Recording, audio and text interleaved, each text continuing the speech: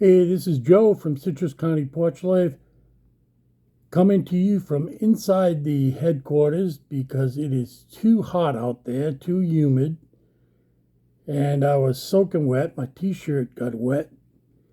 So we're doing it in the house today for August 28th, 2024, and the word is responsible.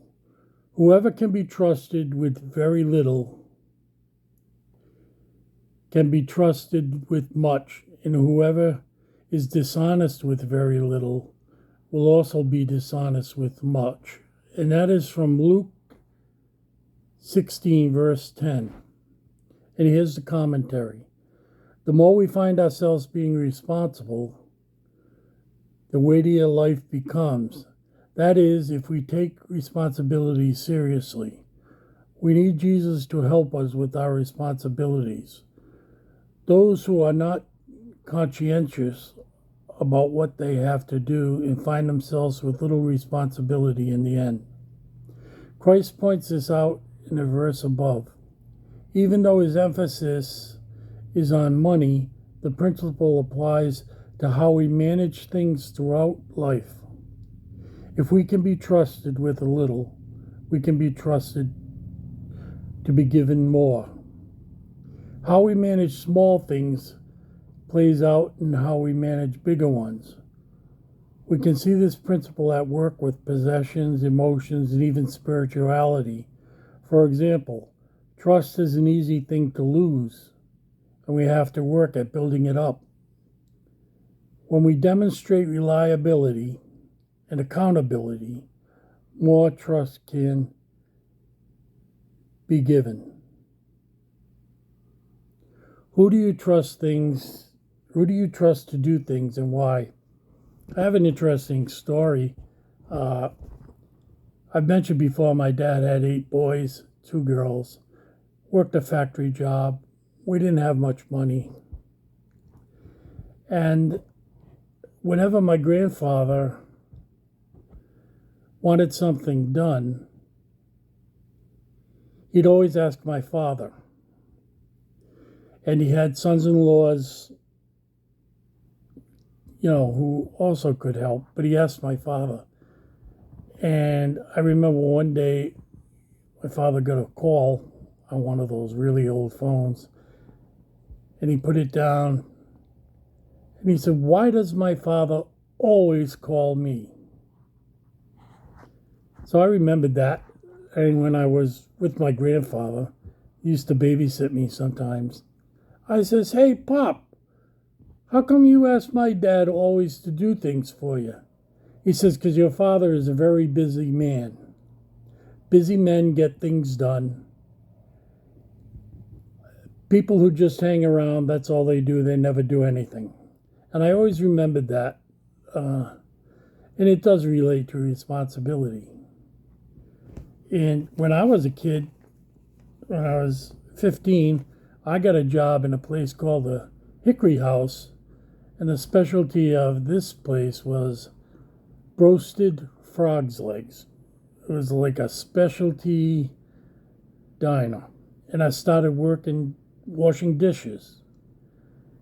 And I did a good job at that. I got them done on time always, and I never really took time. I had a break or two, but I wasn't sluggish or anything. I got the stuff done.